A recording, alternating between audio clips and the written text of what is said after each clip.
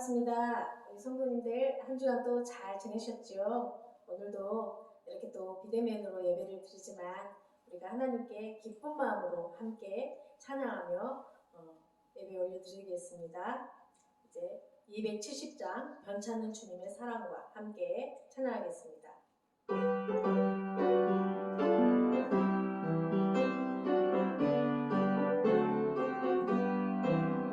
변찮은 주님의 사랑과 거룩한 보혈의 공로리 우리 다 찬양을 합시다. 주님을 만나볼 때까지 예수는 우리를 깨끗하시는 주시니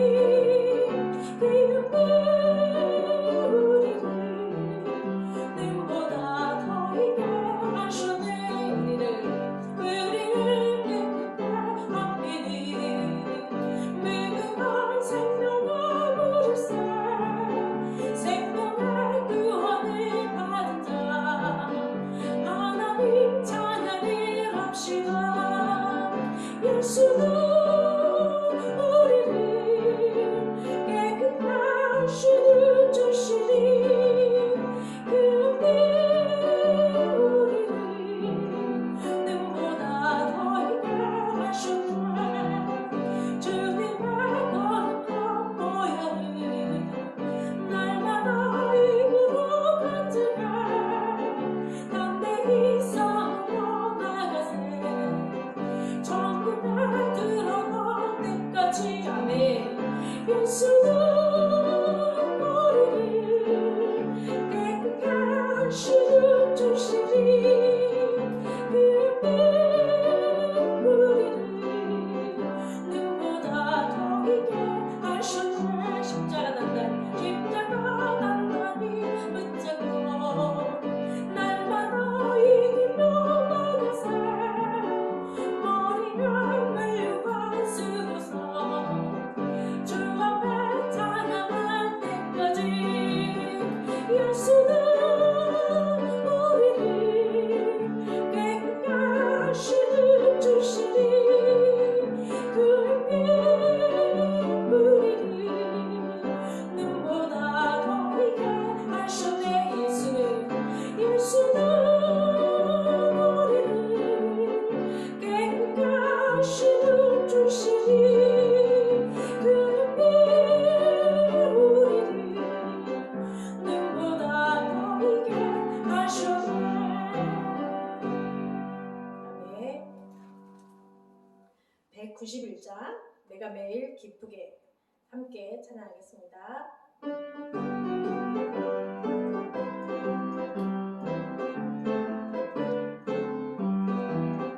내가 매일 기쁘게 설레길 해 주의 팔이 나를 안보하며 내가 주의 큰 복을 받는 참된 비결은 주의 영이 함께하리라. 성령의 계시네 할렐루야 함께하시네. 좁은 길을 걸으며 만나 기뻐하는 것 주의 영이 함께하리라.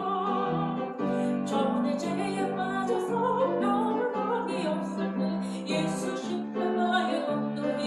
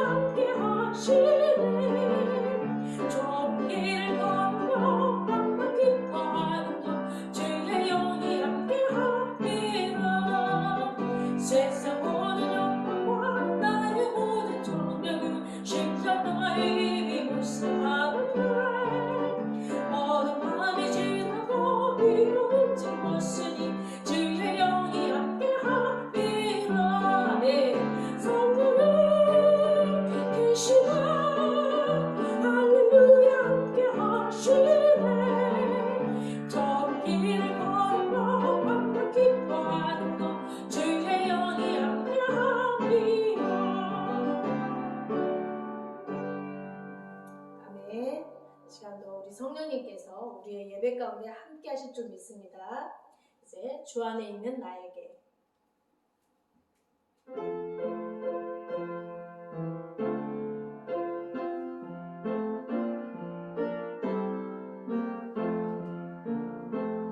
주 안에 있는 나에게 난 근심이 있으랴 십자가 밑에 나아가 내 짐을 들었네 그 그려움이 떠나요 내 기도 되었고 전날의 한숨 떠나요 내 노래 되었네 주님을 찬송하면서 할렐루야 할렐루야 내 앞길 걸고 헤매도 나 주님만 따라가리 내 주님 자비하셔서 늘 함께 계시고 내 급히 밥이라시고 늘 채워주시네 내 주와 맺은 언약은 영원하시니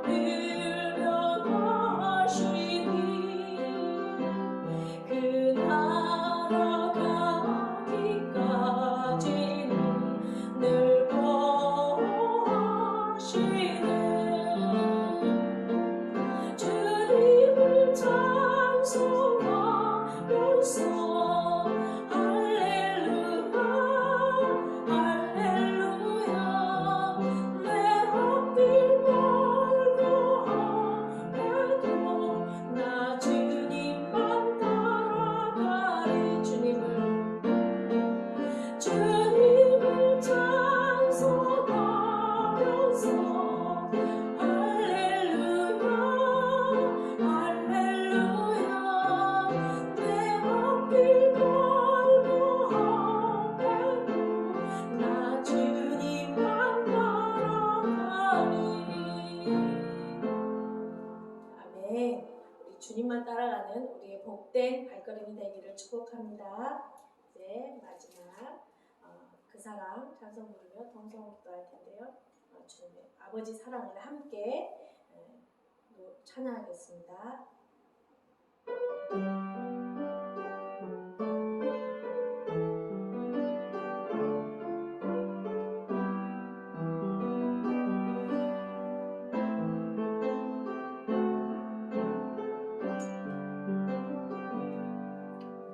아버지 사랑 내가 노래해 아버지 은혜 내가 노래해 그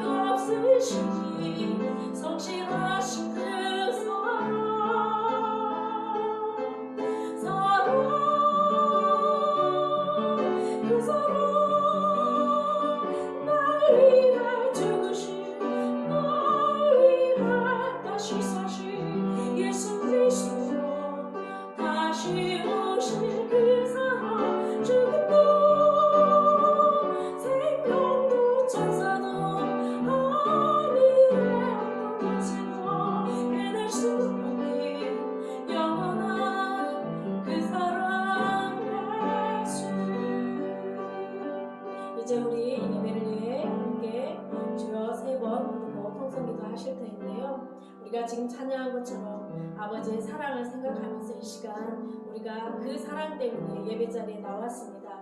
이 예배는 아버지께 올려드리는 것이오니 우리 성령님 이 예배를 도우셔서 우리가 온 마음을 다해서 아버지께 예배 올려드릴 수 있도록 간구하는 기도 드리겠습니다. 주여 삼창합니다. 주여 주여 주여 사랑과 은혜가 풍성하시고 자비로우신 아버지 하나님 감사와 찬양과 영광을 올려드리옵나이다. 저희들 아버지 하나님의 은혜를 아버지 이렇게 찬양한 것처럼 죽을 수밖에 없는 저희들을 아버지 하나님 독생자 예수 아들을 보내시어서 아버지 하나님 우리의 모든 것을 깨끗게 하시고 하나님 이 시간 또한 아버지 예배로 나아갈 수 있도록 인도하시니 감사합니다.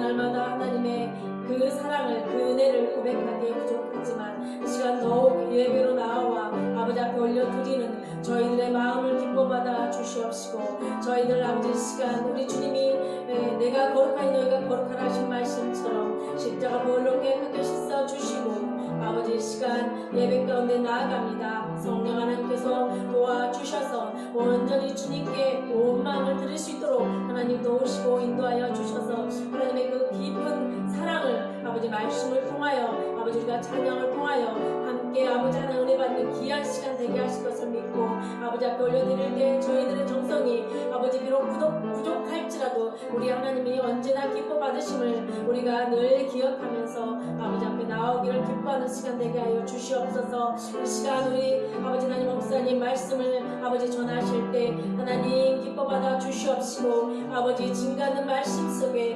하나님의 정말 그 언약이 아버지 늘 있음을 우리가 그 언약을 붙잡을 수 있는 그런 말씀으로 선포되어질 때 아버지 하나님 영육간의 강건함으로 지켜보아여 주시옵시고 그 권능의 발로 붙들어 주셔서 아버지 하나님 증가하는 말씀이 우리를 날마다 성숙해 하는 그래서 예수 그리스도를 닮아가는 아버지 하나님 그런 말씀으로 이 시간 선포되어질 때 그 능력이 아버지 말씀 가운데 역사하는 것을 아버지 우리가 느낄 수 있도록 체험하시도록 인도하여 주시고 그냥 목사님 날마다 아버지 강건케 지켜보아여 주시옵시며 아버지 이 시간 예배를 아버지 앞에 드릴 때 아버지 가정에서 드리나 우리 함께 드리는 모두에게 은혜 충만히 내려주시고 아버지 마지막 시간까지 홀로 우리 주님 영광 받으실 줄 믿고 감사와 찬송과 영광을 올려드리며 사랑이 많으신 예수 그리스도 이름으로 기도드리옵나이다. 아멘. 우리 내 평생 사는 동안 찬양하시면서 마음과 생각을 하나님께 올려드리도록 하겠습니다.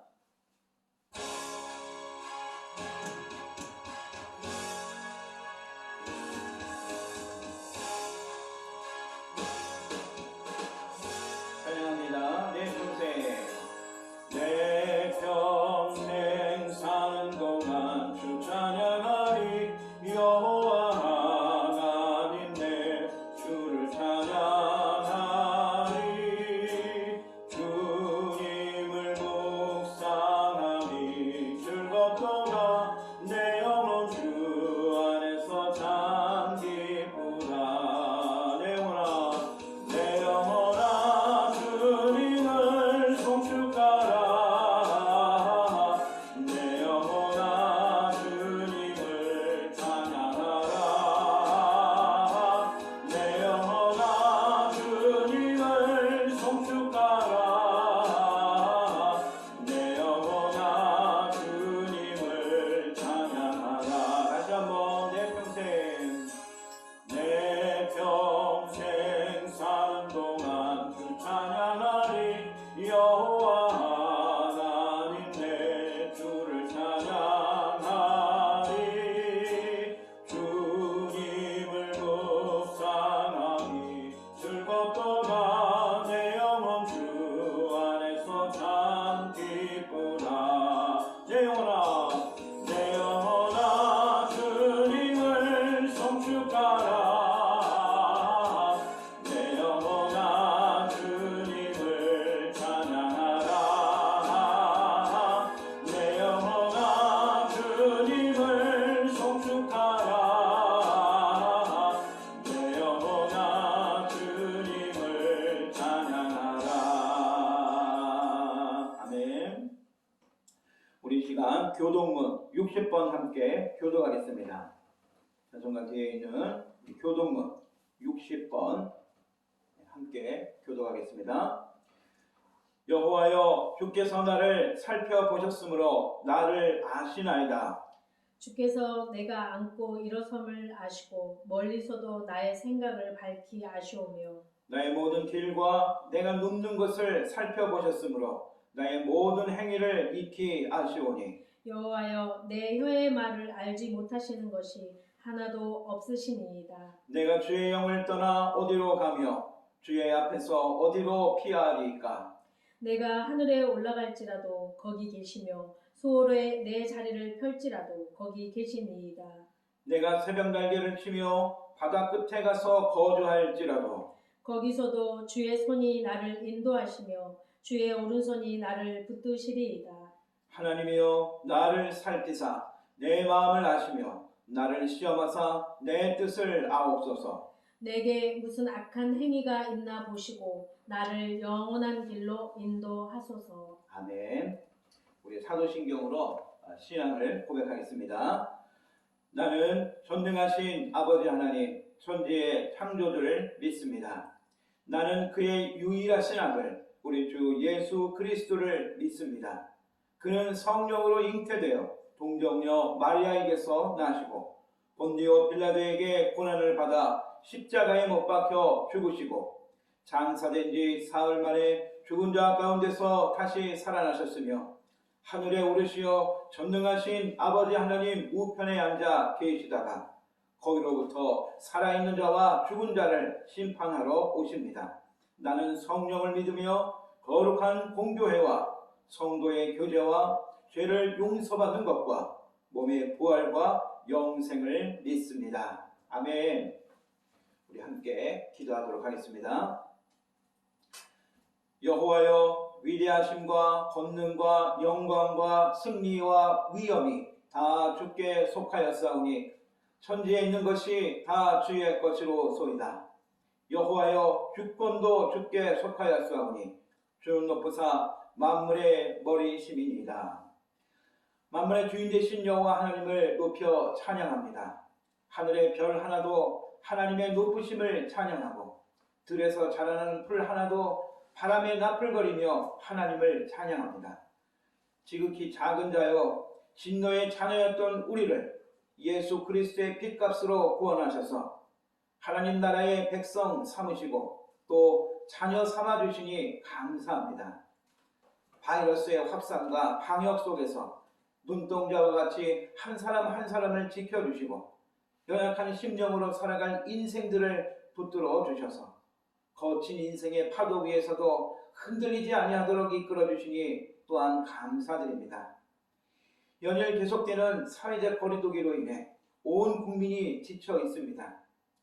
특히 비대면 예배를 드려야 할 만큼 확진자가 많이 나오고 있어 성도들의 심령도 지치고 예배와 교제를 나누어야 할 때에 함께 할 수 없다는 상황에 마음 아파하고 있습니다. 그러나 하루속히 이 사태가 잠식될 수 있도록 온 교회가 합심하여 기도하며 방역의 최전방에서 솔선수범함으로 이웃사랑을 몸으로 실천하는 교회와 성도 되게 해 주시옵소서. 매일매일 하나님께 더 가까이 하여도 그렇지 못한 한 주의 삶이었음을 이 시간 주님 앞에 용서를 구합니다. 주여 사하여 주시옵소서.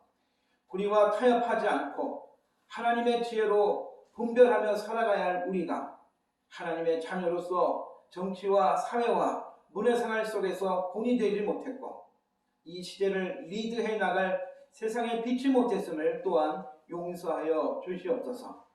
간구하옵기는 그리스도께서 보여주신 믿음과 실천의 삶을 따라 사는 신앙이 되도록 이끌어 주시고 맛을 잃어가는 이 땅에 천국에서의 삶을 증거하며 살 수 있는 교회와 성도들이 되게 해 주시옵소서. 특별히 교회 지도자들을 성령의 지혜로 이끌어 주시고 삶의 곳곳에서 벌어지는 악하고 더러운 일상이 깨끗해지도록 이끌어 나가는 진실되고 성결한 사명을 다하는 종들이 되게 해 주시옵소서. 그래서 온 교회가 하나님 앞에서 서는 날 잘했다 칭찬받는 이들이 되게 해 주시옵소서. 아픈 이들을 치유하여 주시고 신앙과 삶에서 흔들리는 이들을 붙잡아 주시오며 그래서 나를 이끄시는 주님의 사랑을 붙잡고 끝까지 좁은 길을 걸어가도록 성령님 이끌어 주시옵소서. 모든 사람이 하나님을 사랑하고 두려워하며 예배하는 날에 오기를 사모합니다. 오늘 이 예배를 기뻐 받아주시옵소서. 예수님의 이름으로 기도합니다. 아멘.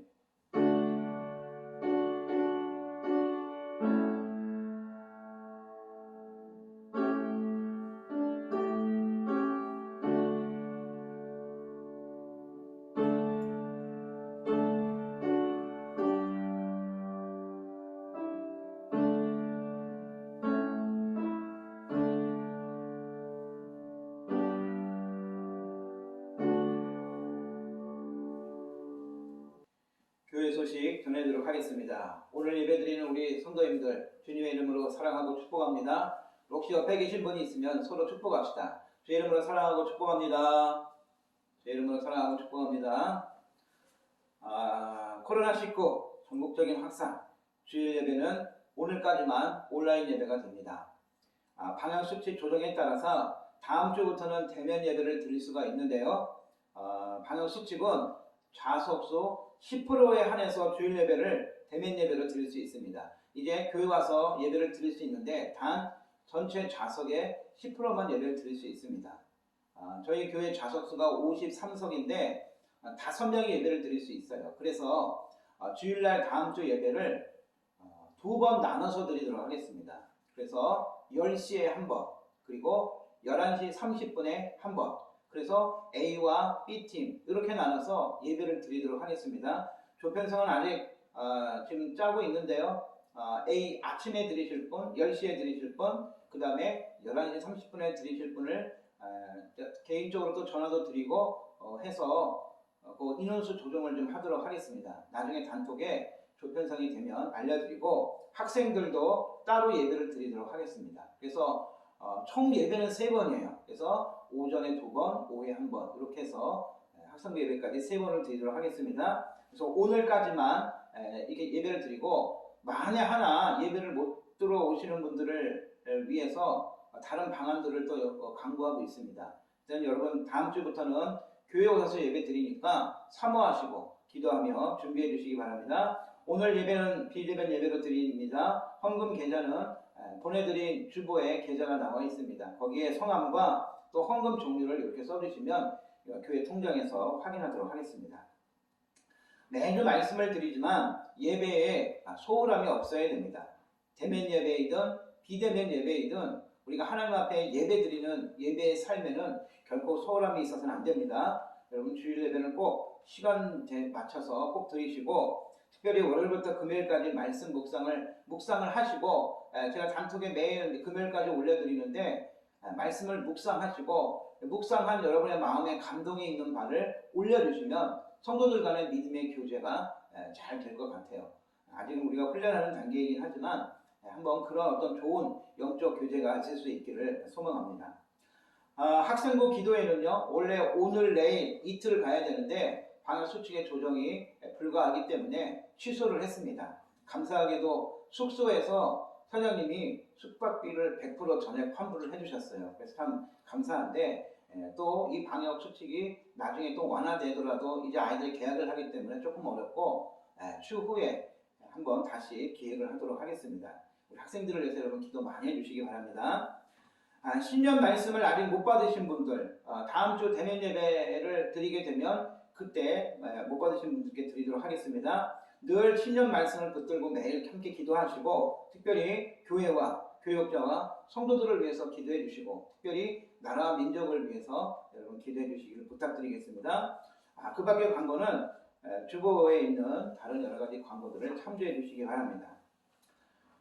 오늘 우리에게 주시는 하나님 말씀 봉독해 올리겠습니다. 하나님 말씀은 신약성경 요한복음 1장입니다. 요한복음 1장 43절에서 51절에 있는 말씀 신약성경 144쪽에 있습니다. 요한복음 1장 43절에서 51절에 있는 말씀 봉독해 올리겠습니다. 이튿날 예수께서 갈릴리로 나가려 하시다가 빌립을 만나 이르시되 나를 따르라 하시니 빌립은 안드레와 베드로와 한 동네 벳세다 사람이라. 빌립이 나다나엘을 찾아 이르되 모세가 율법에 기록하였고 여러 선지자가 기록한 그 일을 우리가 만났으니 요셉의 아들 나사렛 예수니라. 나다나엘이 이르되 나사렛에서 무슨 선한 것이 날 수 있느냐. 빌립이 이르되 와서 보라 하니라. 예수께서 나다나엘이 자기에게 오는 것을 보시고 그를 가리켜 이르시되 보라 이는 참으로 이스라엘 사람이라. 그 속에 간사한 것이 없도다. 나다나엘이 이르되 어떻게 나를 아시나이까. 예수께서 대답하여 이르시되 빌립이 너를 부르기 전에 네가 무화과나무 아래 있을 때에 보았노라. 나다나엘이 대답하되 라비여 당신은 하나님의 아들이시요 당신은 이스라엘의 임금이로소이다. 예수께서 대답하여 이르시되 내가 너를 무화과나무 아래서 보았다 함으로 믿느냐. 이보다 더 큰 일을 보리라. 또 이르시되 진실로 진실로 너희에게 이르노니 하늘이 열리고 하나님의 사자들이 인자 위에 오르락 내리락 하는 것을 보리라 하시니라. 아멘. 우리 이 시간 찬송가 50장 찬양하시면서 준비하신 예물 각자의 처소에서 하나님께 드리도록 하겠습니다.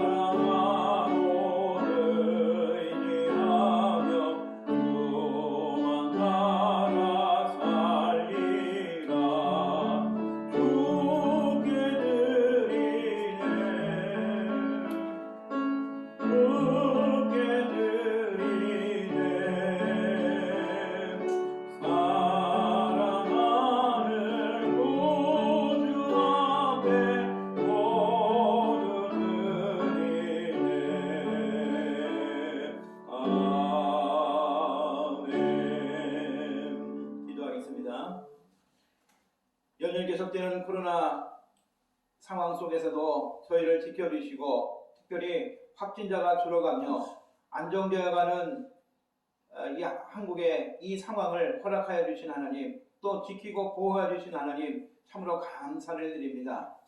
하나님 앞에 범죄한 우리의 모습을 보기도 하고 하나님 앞에 성실하지 못했던 우리를 보며 이 모든 상황을 주님의 채찍으로 여기며 하나님 더욱더 하나님을 사랑하고 이웃을 섬기기 위해 몸부림치며 살아가는 우리 믿음의 성도들이 이제 귀한 마음을 담아 하나님께 예물을 드립니다.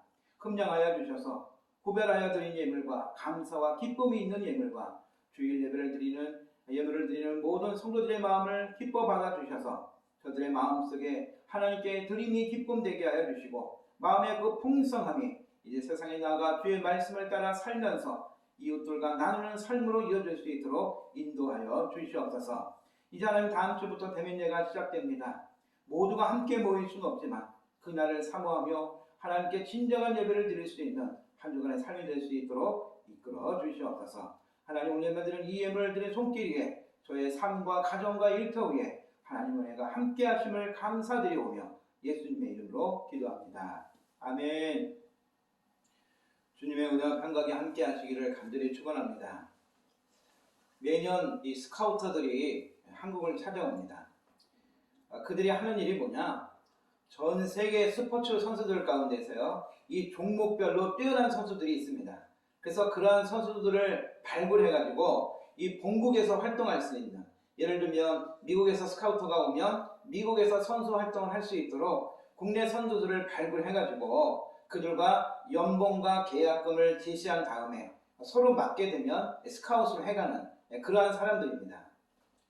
이 스카웃 제안을 받은 선수들은 특별히 이 매스컴에서 굉장히 대서특필을 하죠. 또 이 소속된 팀 동료들이 이 부러운 눈치로 이 스카웃된 이 선수들을 굉장히 바라보기도 합니다.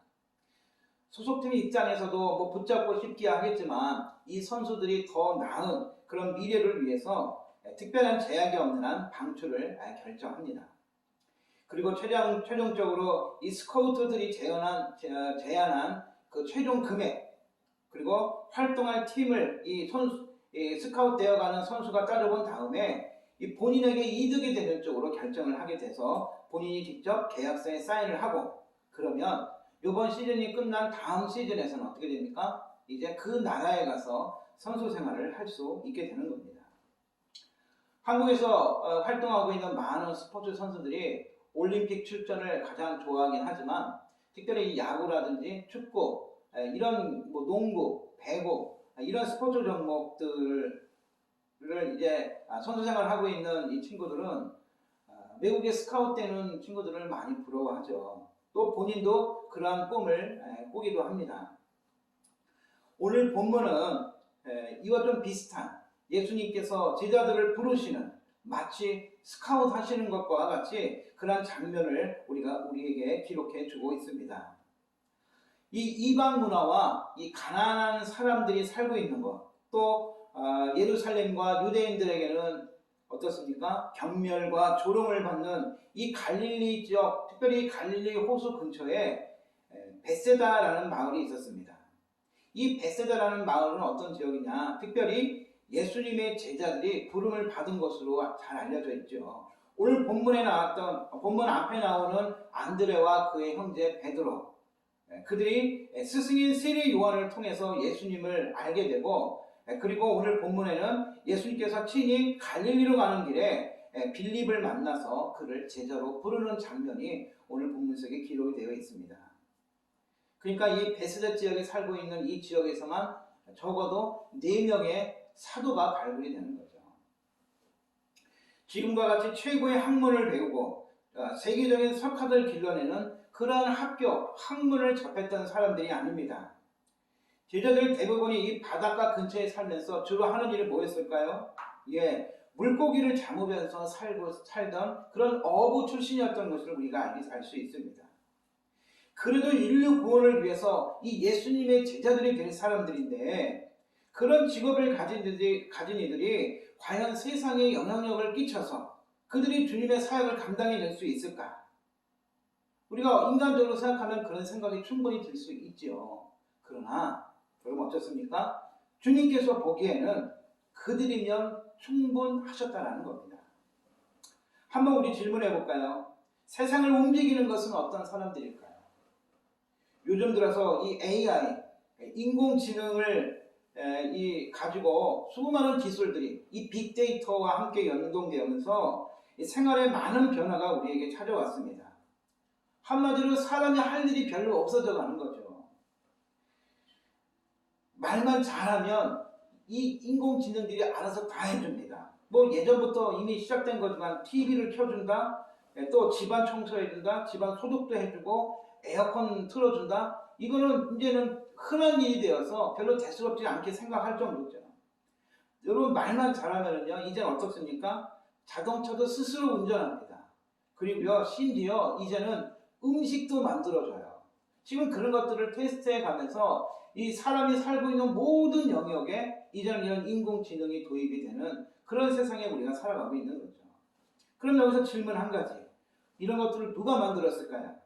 당연히 관련 분야의 석학들이 오랜 연구 끝에 만들어낸 결과물들일 겁니다.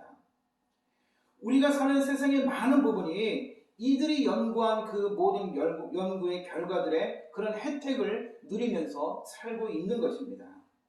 여러분, 하지만 그렇다고 해서 그들이 세상을 움직여가고 있다고 말할 수 있을까요?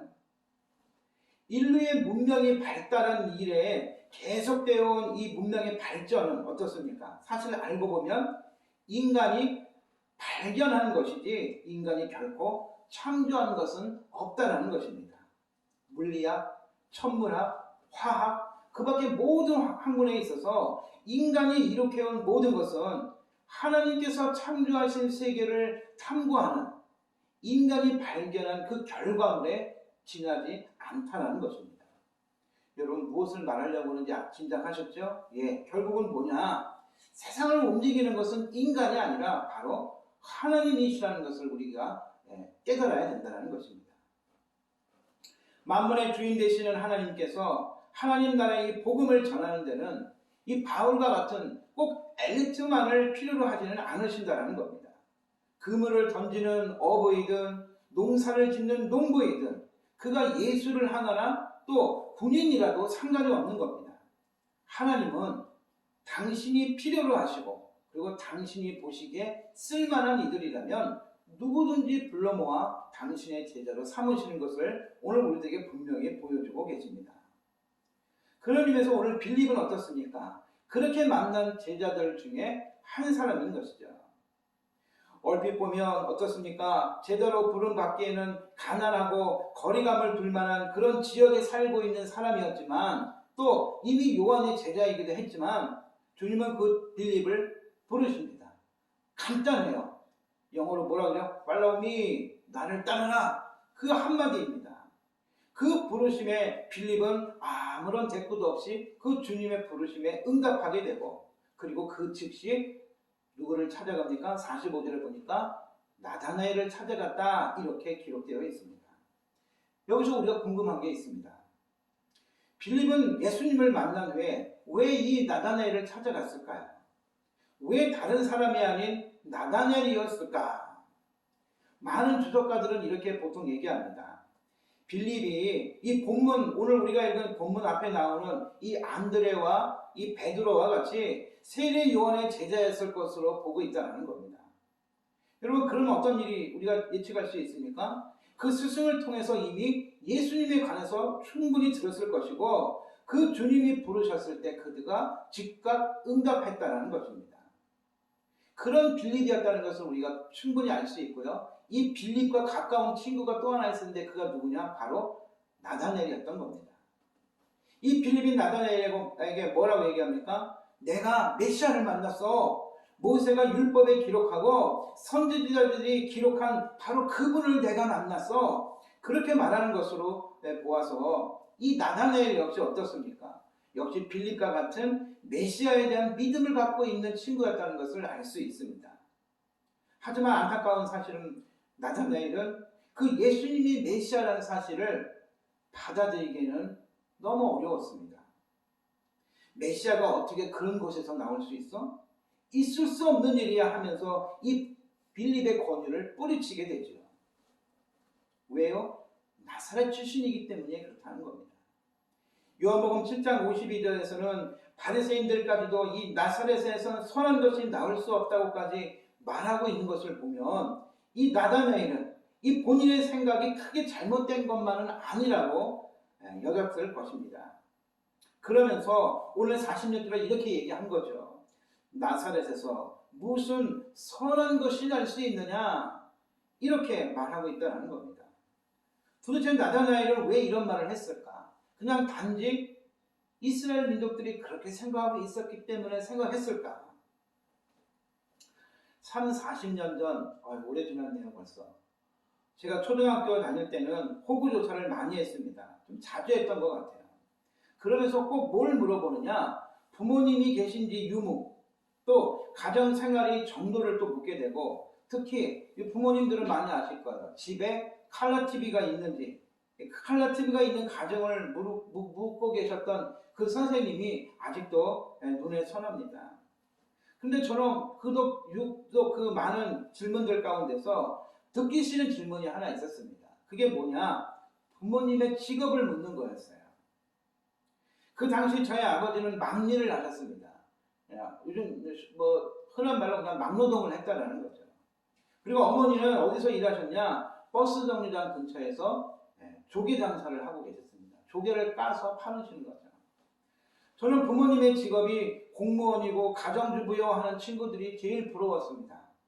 그렇다고 제가 부모님을 부끄러워하지는 않았지만 왜 그런지 그냥 있는 대로 말하기는 싫었습니다. 그래서 아버지 직업이 뭐냐 물으면 자영업이요. 어머니 직업은 뭐니? 가정주부요 라고 말했던 그 기억이 납니다. 적어도 우리 아버지는 집 짓는 데서 막일을 하는 분이어서는 안 된다고 생각을 했습니다. 그리고 어머니는 길거리에서 하루 종일 조개를 까서 파는 분이라고 말하고 싶지 않았던 것 같았어요. 아니 적어도 남들 앞에서만큼은 반듯한 직업을 가지고 있는 그런 분이셔야 했다라는 겁니다. 그 당시 저에게는 그랬어요. 오늘 본문의 나다나엘이 그러지 않았을까요?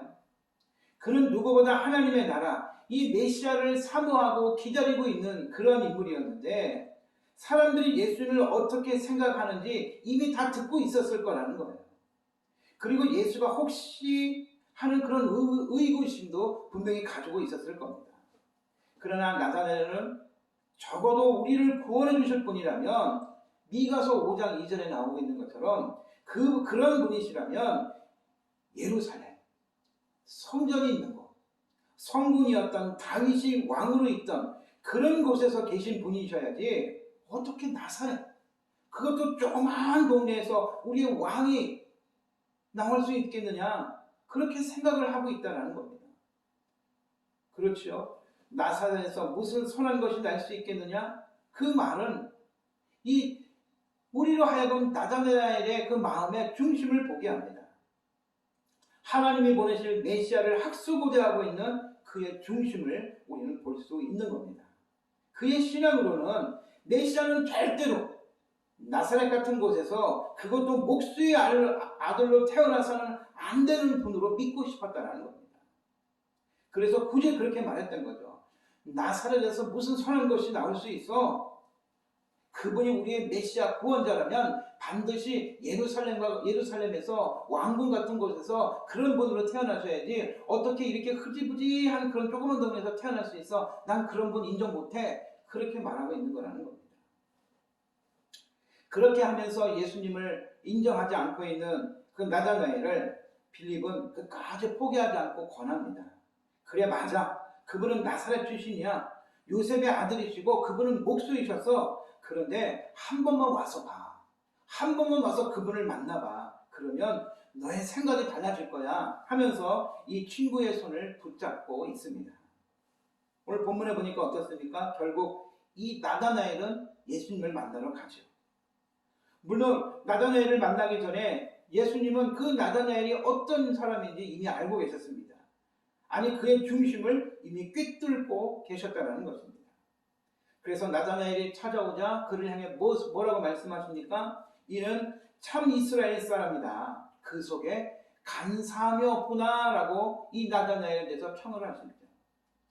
여러분, 참되다라는 건 뭡니까? 겉과 속이 다르지 않고 한결같은 사람, 진지한 성품을 가진 사람을 얘기하죠.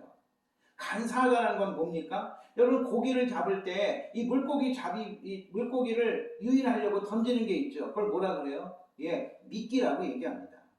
이 간사하다는 것은 미끼와 같이 다른 사람들에 대해서 이 속임수나 간사한 그 계획들을 갖고 있는 것, 그것을 간사하다고 얘기한다는 겁니다. 그러니까 이스라엘 사람으로서 겉과 속이 다르지 않은 마음에 신실하고 정직한 사람이었다는 것을 우리에게 말씀하고 있는 거죠. 이 구약에 나오는 야곱처럼 간교한 자가 아니라 메시아의 오심을 바라고 믿고 기다리는 그러한 순수한 신실한 하나님의 백성이다라고 예수님이 그를 이미 인정하셨다는 겁니다. 물론 이 나다나엘의 열심과 그 뜨거운 열망이 스스로에게는 편견으로 작용하긴 됐지만, 그래서 성육신하신 그 하나님 예수 그리스도를 볼 수 없었지만 예수님은 나다나엘을 간사함이 없는 참 이스라엘 사람이다 이렇게 말씀하십니다. 여러분, 사도 바울에게도 그런 이가 하나 있었죠. 아들과 같이 제자로 양육했던 우리가 잘 아는 디모데가 있습니다. 디모데후서 1장 5절을 보면 바울은 디모데를 어떻게 얘기하냐? 그에게는 거짓이 없는 믿음이 있는 사람이다. 그렇게 얘기를 합니다. 그러면서 2장 21절에 뭐라 그러냐? 그에게 이렇게 가르치는 거예요. 하나님이 쓰시는 그릇들이 있다. 그런데 하나님께서 귀하게 쓰는 그릇은 어떤 그릇이냐? 자기를 깨끗하게 하는 사람이다. 거짓이 없고 간사함이 없고 항상 하나님 앞에서 참 이스라엘 사람인 그를 하나님은 귀하게 쓰신다. 이렇게 가르쳤다는 것이죠. 바로 나다나엘이 그런 인물이었음을 예수님께서는 이미 알고 계셨고, 그리고 빌립을 통해서 그를 만나신 겁니다. 나다나엘이 그 얘기를 듣고 나서 굉장히 당황합니다.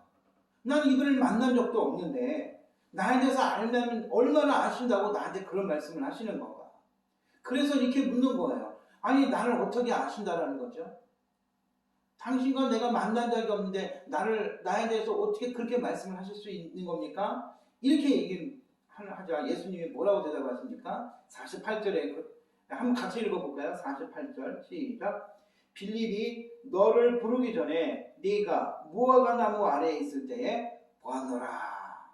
이렇게 얘기하십니다. 그런데 놀라운 건 뭐냐? 나다나엘이 예수님의 이 말에 뒤집어진 겁니다.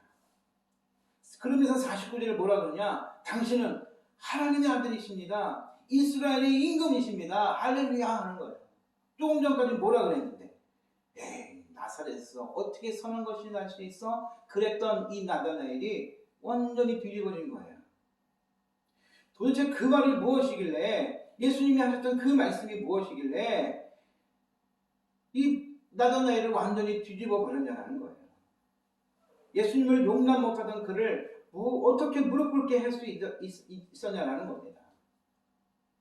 여러분, 예수님이 하셨던 그 말씀, 네가 무화과 나무 빌립이 너를 부르기 전에 네가 무화과 나무 아래에 있을 때에 내가 너를 보았다라는 말씀이 도대체 무엇을 의미하는 것이었을까? 그럼 문헌을 찾아보니까 이 무화과 나무 아래에서 주로 이 랍비들, 스승들이죠. 이 유대인들의 스승으로 불리던 랍비들이 그 율법을 교육하거나 또 그가 특별히 그 아래에서 묵상하는 곳이 어디였느냐? 바로 무화과 나무 아래였다는 겁니다. 그 말은 왜 중요하냐? 여러분, 나다나엘이 빌립을 만나기 전에 이미 빌립이 나다나엘을 부르기 오기 전에 이 나다나엘은 그 무화과 나무 아래에서 율법을 묵상하면서 이스라엘의 회복을 기다리고 메시아의 도래를 간절히 사모하고 있는 그 말씀에 관해서 묵상하고 기도하고 있던 그 모습을 예수님께서는 이미 보셨다라는 겁니다. 알고 계셨다라는 거죠. 여러분, 이 보았다라는 말은 뭡니까? 어떤 의도를 가지고 주목하고 있었다라는 거예요.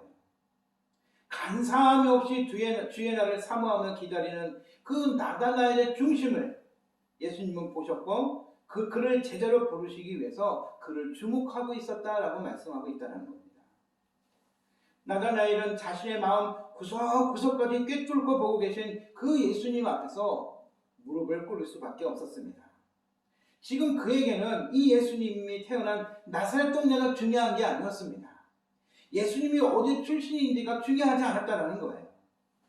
다만 자신의 가장 깊은 곳까지 바로 보고 계신, 꿰뚫고 보고 계신 그 예수님이 바로 그가 그토록 오래도록 기다리고 있다.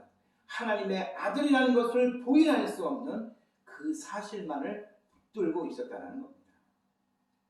그러니 그의 마음으로부터 예수님을 향해서 뭐라고 고백하는 거예요? 당신은 나의 하나님의 아들이십니다.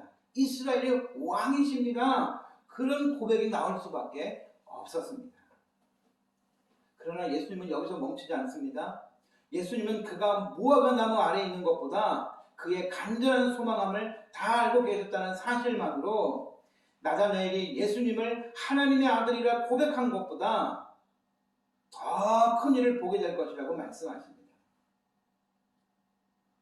네가 지금 내가 너 무화과 나무 아래에서 하고 있는 그 너를 내가 다 지켜보고 내가 너를 지금 네 마음을 다 알고 있어서 네가 나를 그렇게 고백했다 그래서 네가 지금 이렇게 놀라고 있느냐? 앞으로 너는 더 큰 일을 보게 될 것이다. 이렇게 말씀하고 계시는 거죠. 그래서 51절에 뭐라 그러십니까? 하늘이 열리고 하나님의 사자들이 인자 위에 오르락 내리락 하는 것을 볼 것이다. 할렐루야. 여러분, 창세기 야곱은 하늘이 열리고 하나님의 천사들이 오르락 내리락 하는 사자리를 보았습니다. 예수님의 지금 그 말씀은 무엇입니까? 바로 그 자리에 당신이 계시다고 말씀하시는 겁니다. 하나님과 인간 사이의 중보자가 되시고 하나님은 그 예수님을 통해서 놀라운 일들을 행하실 것이라고 말씀하고 계시는 겁니다. 그러니까 예수님의 이 말씀의 의도는 결국 뭐냐? 지금 이 나다나엘에게 그리고 그를 따르는 수많은 제자들에게 지금 결국 말씀하고 싶었던 것은 바로 이러한 일들, 앞으로 너희들이 보게 될 그 큰 일들을 이제는 너희가 증거해야 한다라고 말씀하고 계시는 거죠. 나다나엘이 오늘 경험한 그 예수님의 신적인 권위는 앞으로 메시아로서 행하실 일들에 비하면 이제 시작에 불과하다는 것입니다. 사랑하는 여러분, 오늘날도 주님은 당신의 제자들을 통해서 하나님의 은혜의 복음을 전하게 하십니다. 여러분, 물론 제자에게는 쉽지 않습니다. 독일의 이 나치에 항거했던 그 보네포 목사님은 이 제자됨에 대해서 뭐라고 말씀하시냐면 이렇게 말씀하세요. 그리스도가 사람을 부르는 것은 너는 나에게 와서 죽으라 라는 말의 뜻과 같다는 겁니다. 그게 바로 제자의 삶이라는 겁니다. 스포츠 선수들이 수십억, 많게는 수백억의 계약금과 연봉을 받고 스카웃되어 가지만 예수님의 제자들은 한 푼 받는 것도 없습니다. 마땅히 잘 곳이 있거나 먹을 것도 보장되지 않은 그런 삶을 살아야 합니다. 심지어 마가복음 6장 9절에 예수님이 뭐라 그러시냐? 너희는 신발 신고 옷도 2벌 이상 입지 말라라는 거예요. 여러분, 죽도록 충성하라는 말씀 기억하시죠? 우리는 그 말씀이 새삼 더 뼈저리게 다가오는 그 말씀입니다. 우리 모두 예수님의 제자로 부름받았습니다. 제자의 길이 쉽지 않지만 그래도 주님이 친히 나를 불러줬음을 여러분 감사하게 받으시기 바랍니다.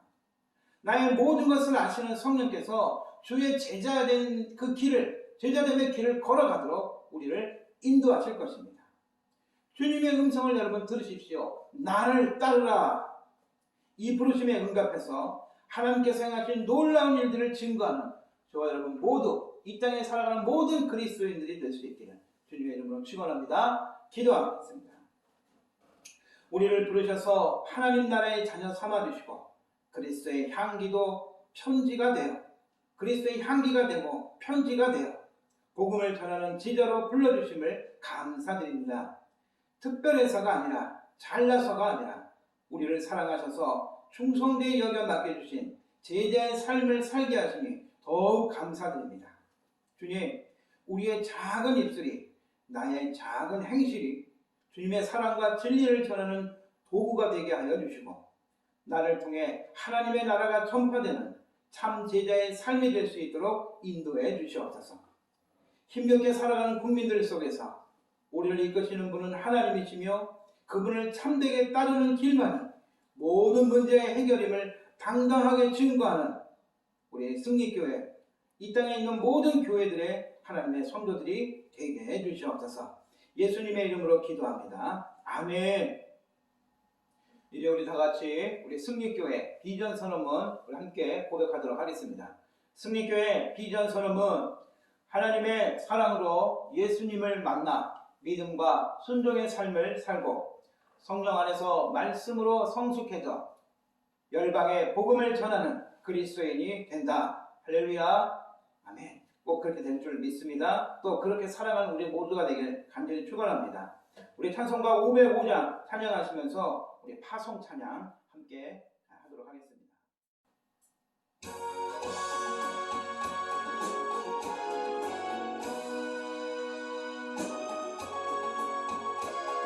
온 세상 위하여 온 세상 위하여 나 복음 전하리 만 백성 모두 나와서 주 말씀 들으라 내 중에 빠져서 헤매는 자들아 주님의 음성 듣고서 너